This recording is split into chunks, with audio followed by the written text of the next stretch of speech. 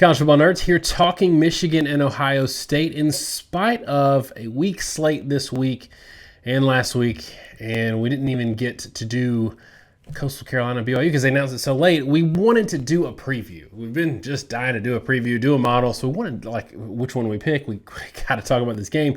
And it might bridge into some other discussion and not just this game. We're going to talk about Ohio State chances to make the playoffs, maybe talk about the Michigan coaching situation a little bit. It's potpourri. We're going all over the place. Josh is here with me. We're going to get nerdy. And we're going to, after I pick up my pen, we're going to get nerdy really fast. And we're going to get into the model first and just kind of talk about where the numbers are taking us on this game and what it means for Michigan and Ohio State at a higher level. So, Josh, just get us into what the model says, and then we'll get nerdy with it after. It shouldn't surprise anyone that these two teams have sort of average defenses and two different stories on offense. I mean, that really is the tell of the tape. Ohio State's allowing 99% of opponents' averages on running. They allow teams to have about 108% of their average passing. Michigan, worse in both marks. 114% of opponent run averages. That's bad, y'all. You generally want to keep that number pretty low if you're a good defense. And 104% passing. About the same pass defense in either team. Ohio State's just average against the run, where Michigan's worse. And I should clarify, this year, no out-of-conference stuff. That is average relative to Big Ten teams.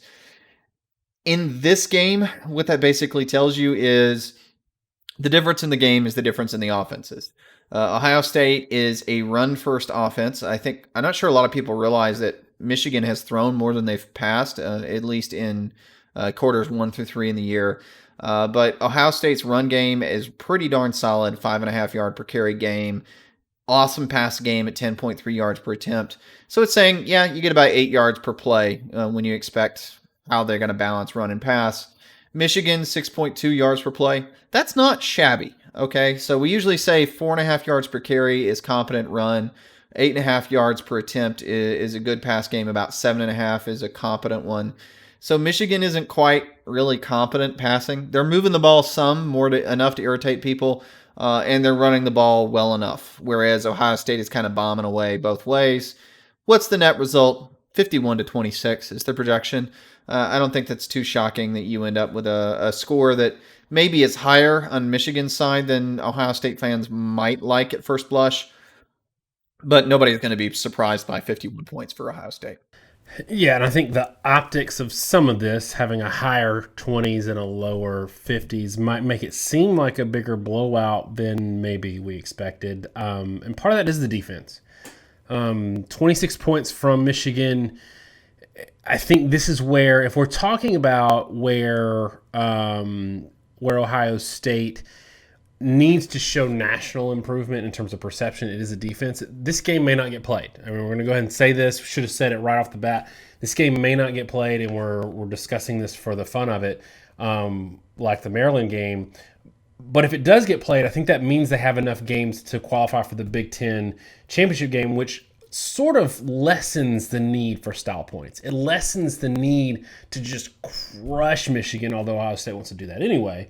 But I think if we're looking at an area where not only does Ohio State need to set their perception, because it doesn't matter. If I would argue that even if they don't play in the Big Ten championship game or anything weirdness happens, I think they're in the playoffs because they're not going to lose from here on out. They're just not. But Josh, let's take that off the table, because you and I both feel like they are firmly in the playoffs at this point, unless something crazy happens and they lose a game. So my contention is more for Ohio State fans and this Ohio State team to have confidence that they're going to be able to handle their business in the playoffs. They need to see a number where they hold a Michigan to 13, 17 points. They need one of those types of games. Would you agree with that? Definitely. The struggles for Ohio State early were in the secondary. We talked about going into the Indiana game, coming out of the Indiana game. What were they going to look like? What were their problems? And I think the issue is fairly clear. Ohio State has maybe not quite the same quality at corners they're used to. Wade has not been a good fit as a true cover corner. And they've let guys get behind him a lot. And they've busted coverage, done stuff like that. Now, we've been the first to point out, right, that SEC teams and ACC teams, their defenses played like crap. in weeks 4 and week 5. And the Big Ten is finally catching up to that point, and maybe in a minute we'll sort of talk about that as it relates to the playoff race. But I still think Ohio State fans want to see improvement, because what we saw from Florida, what we saw from Alabama, is defenses that were radically better in weeks 6 and 7 than they were in weeks 3 and 4. And Alabama would not be viewed the way they are right now if that defense had looked as shoddy as it did week 3, winning an absolute shootout with Ole Miss. I think that starts with a passing game, but I'll flip it around a little bit. Part of the concern, I think, for especially Michigan fans is, are you going to get even the production you got a few weeks ago, right? I think it's interesting that our model is at 25 points, pretty close to the spread. We're within a field goal. I didn't look at that projection until just now, but the over-under is only 66. So we're a couple scores higher than the expected total in this game, but we're within the spread margin, which means Vegas kind of thinks it's going to be lower scoring than we do. I think the real reason for that is Michigan arguably has really screwed up their passing game. I mean, they had McNamara come in. He was 4 of 7 in their loss to Wisconsin. Looked okay, 10 yards an attempt, whatever. Was passable against Rutgers, about 7 yards per attempt. He's been a good runner, but that last game against Penn State, 12 of 25, 3.6 yards per, didn't even manage 100 yards passing, was abysmal. And I know that Joe Milton has not been a savior at quarterback, and he's also been pretty turnover prone in a way that McNamara hasn't, but the guy is still a 7.5 yard per attempt guy. He's moved the ball moderately effectively through the air, if nothing else, in a way that McNamara hasn't. So I think part of the concern from Vegas is, no matter how good Ohio State's defense is, if Michigan rolls with McNamara, or Milton is the guy that he's sort of become, where he kind of curled into a ball, Michigan's passing game has regressed to a point where it may not be effective against anyone. Yeah, and Ohio State's run game, I think, is pretty good. I know the numbers aren't super supportive of that, but I think it's pretty good, though. I don't want Ohio State fans to take too much away, because a lot of them were tweeting at us on Twitter about how they shut down Indiana's run game. But Indiana, I think, is 125th in the country rushing before, they lost a really good quarterback for the season. So I'll also be interested to see how Michigan's points come. If it's a Rutgers situation where Ohio State's bombing them, 42-10 in the fourth quarter, and they put on a couple of touchdowns, I think that context matters. It mattered for the Rutgers game, and I saw a lot of people. It's so funny. We're two SEC guys who spend most of our time on Twitter defending Ohio State. I saw a lot of people talking about the points that they put up, and I'm like, did y'all watch the game? Because that game, it's frustrating. It's frustrating. I've seen Alabama fans be like this. I've seen LSU fans last year in the Ole Miss game be like this, where in the back of their head they know, look, we gave up touchdowns with our backups in. It's still frustrating, but that's not your team. You're not. That's not the team you field in the fourth quarter in a blowout game against Rutgers. That's not the team you're fielding against Clemson in the playoffs. And without that context, it's important. Now, Indiana was a different story, but Indiana had the type of quarterback. They can make that happen, as you touched on. So for me, do they beat Michigan 47-26, but they gave up 2 touchdowns in the fourth quarter matters? I think for this game, though, Ohio State fans do want to see them shut them down. Now, does it matter? No, it doesn't matter for the playoffs, but it does matter to see that progression. And like you said, it also matters to know that maybe it did just take getting a few more games under your belt, like in Alabama or Florida and some of the Big 12 teams. Like Iowa State's defense was trash at the beginning of the year. It wasn't trash, but it wasn't great. It's rounded out pretty well towards the end of the year. I mean, we've seen this across the board. So I'm interested to see if the whole some COVID weirdness is going to happen quote that we had to start the season with Ohio State is going to come to fruition, where offenses were ahead of defenses and some more of that is coming on. So for you, Josh, is there anything offensively that you want to see from Ohio State that you haven't seen so far this year, either from Justin Fields or from the running game in this game? Or is it that you've seen enough, you can close the book on them offensively and just let's get ready for the playoffs? I haven't seen anything that really worries me, frankly. I think everybody's well aware of the fact that passing the ball, Justin Fields has been as effective as you could look for. Um, hasn't really had any bad games. He got slowed down a little bit against Michigan State, and maybe the one thing that I'm looking for, not as a point of a problem, and I think maybe people have heard me enough to understand where I'm coming from. I want to see how they throw against two high safety looks to get an idea what Ohio State might be like against a team that can handle the run a little better. Teams around the country have gone to single high safety a ton to defend various spread RPO concept stuff for various reasons. And there's a lot of stuff going on with the way the Big Ten's playing football right now that causes teams to go single high. It lets you get a hat on a hat outside and then play the box better. Now, I know this is an area where we've gotten some heat on Twitter, and I'll flip it around and talk about Ohio State's defense because it's a good transition. I want to see them not play single high coverage. We were super critical coming out of that Indiana game. They just sat in single high, and at a certain point, when you're Ohio State and you're getting bombed on, you got to realize, right, that other team is throwing the ball okay. And they were stopping the run in the Indiana game, so I did not understand why they didn't put another safety on the freaking field and drop him and stop playing the safety as this like rover slot guy in the box. When we talk about that the Big Ten is more a run league or isn't quite a passing league, and I know that draws some ire. Look, we're not talking about Ohio State. In past couple of years, we really aren't even talking about Michigan. What we're talking about is the fact that Ohio State gets away by playing single high safety as a primary coverage. In leagues with better quarterback play and better downfield receivers, you cannot survive one-on-one against Devontae Smith or Kyle Pitts, or if he were healthy, Justin Ross, and he may be healthy for the playoffs, if you're doing single high safety and you got one-on-one coverage. I mean, you have to have extremely good defensive back play. Ohio State, due to the way they play offense, sees a lot of single high. And I see Fields light them up because Olave and Wilson can beat guys one-on-one that they're playing, and Fields can make that throw. It's a very different game when you play two high safety. So one, I want to see how Ohio State's going to handle playing against a two high safety look at some point, and I think Brown is more likely to give that than some.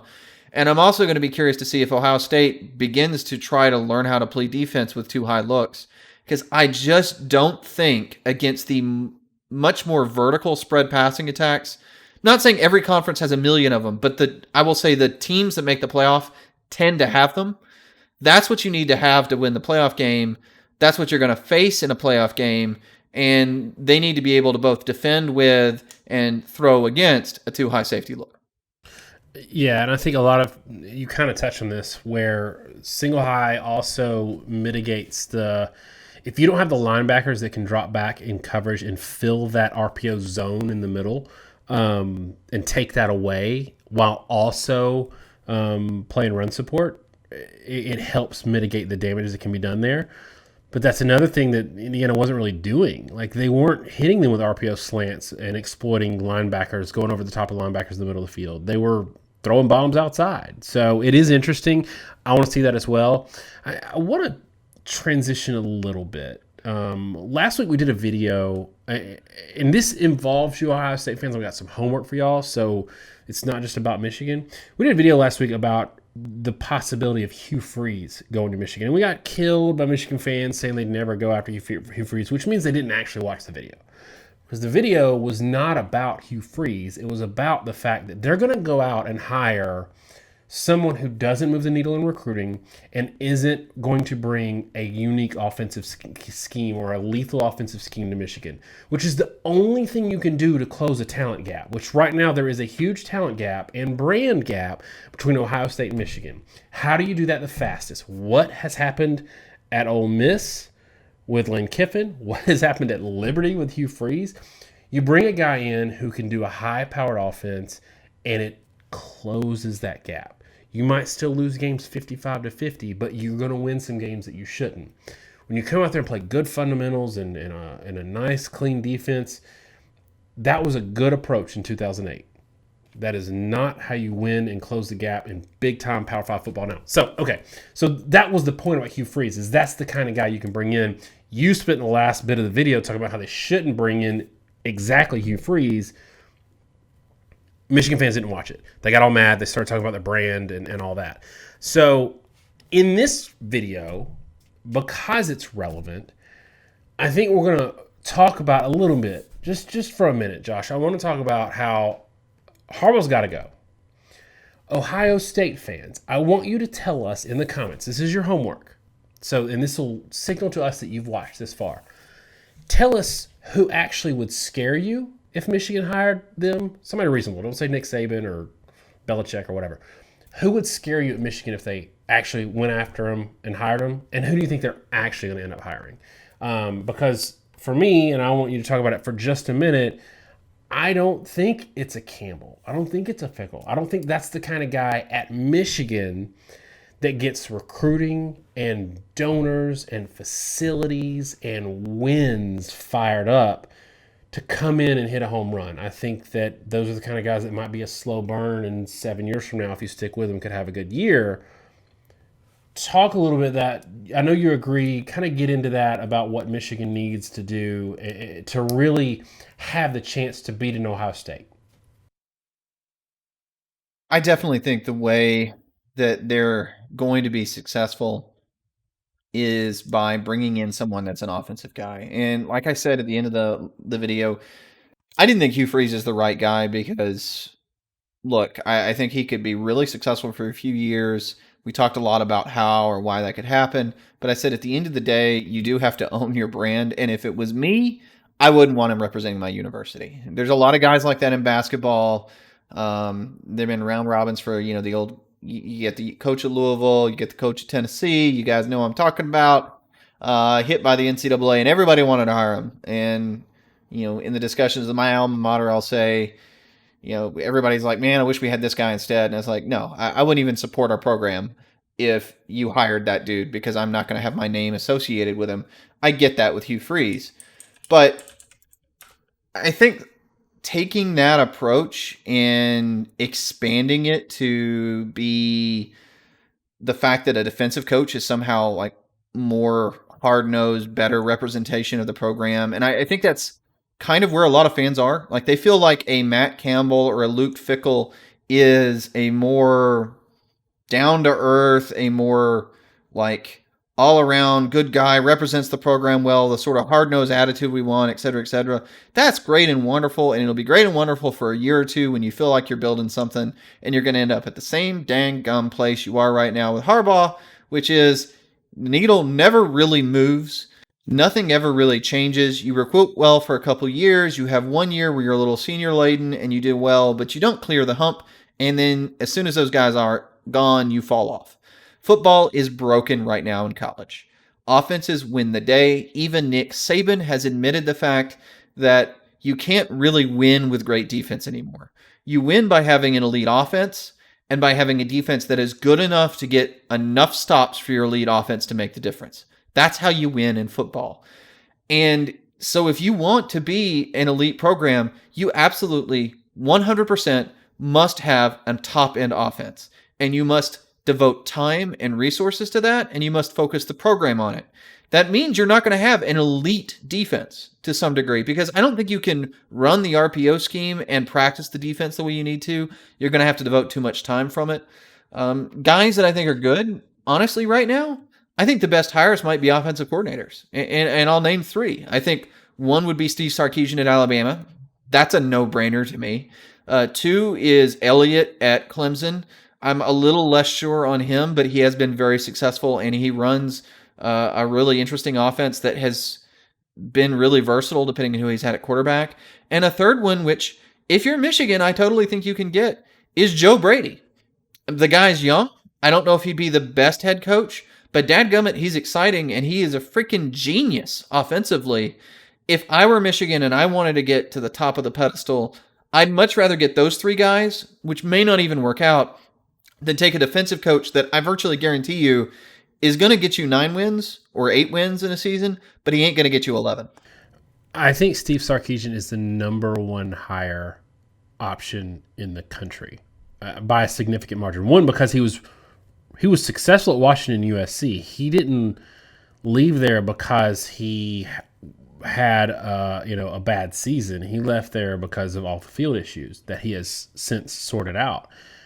The guy, he's the best offensive coordinator in the country. Like the end, he's the best. And Texas fans are all talking about hiring Urban Meyer when they really should be talking about we need to go give Sark as much money as possible and make it, because I'm sure the guy wants to be a head coach again. And he was really good at Washington. I totally agree with you.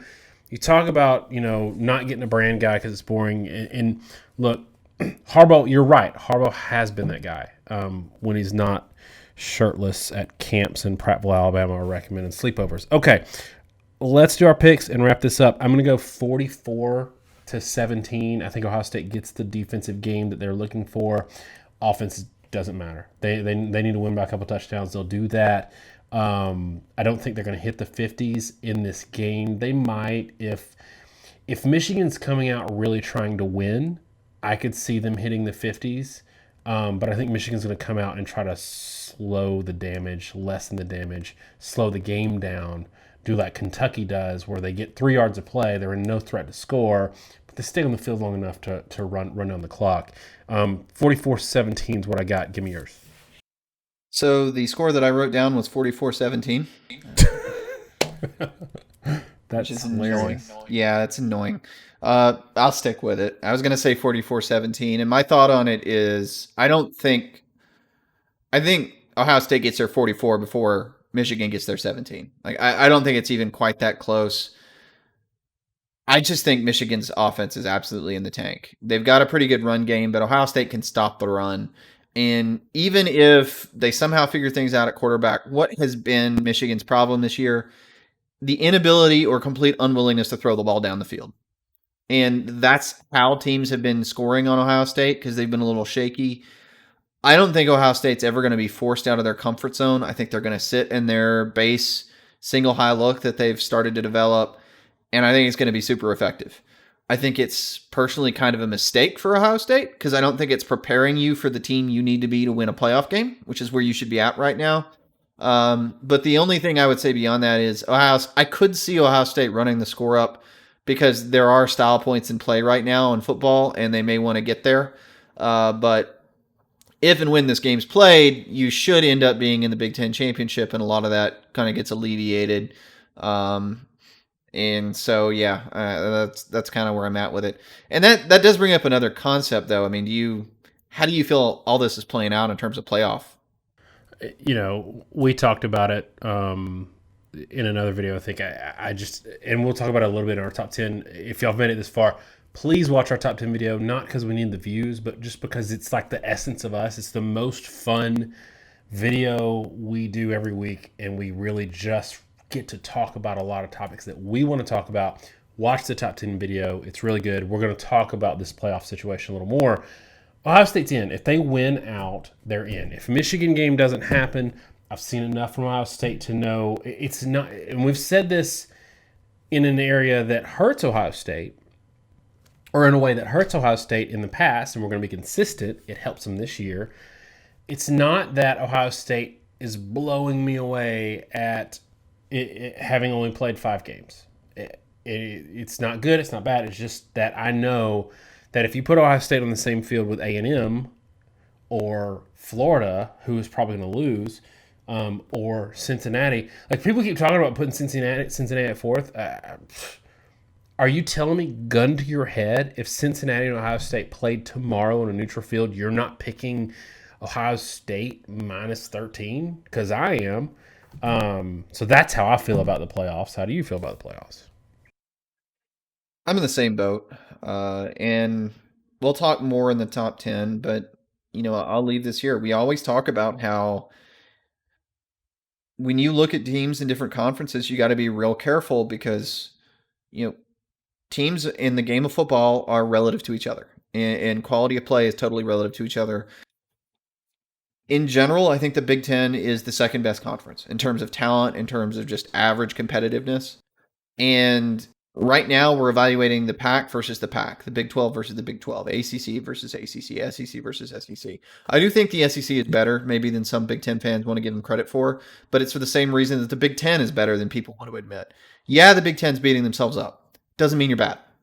Doesn't mean that a team is bad, that they gave up 1,000,000 points in a game, or that doesn't mean necessarily they're great, they gave up 0. It could be that the other offense is great. It could be that the other offense is terrible. But on the whole, Ohio State is absolutely at the top of the heap in the Big Ten. I think the Big Ten is a very talented conference. I definitely think they're a more talented conference than the ACC. And I think you got to be a little wary of making the Notre Dame Clemson comparisons versus Ohio State and talking dominance.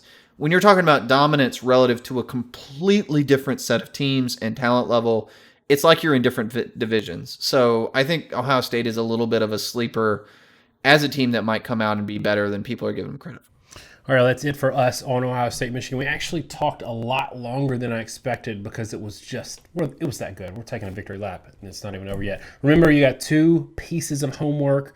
One you got to do, and one we'd love for you to do. One, tell us in the comments, if you're an Ohio State fan, who scares you at Michigan and who you think they're going to get. Could be 2 different people. And 2, go watch our top 10 video. We'll talk more about Ohio State. We'll talk more about the playoff picture. It's a lot of fun. Thanks so much, y'all. Have a great week. God bless.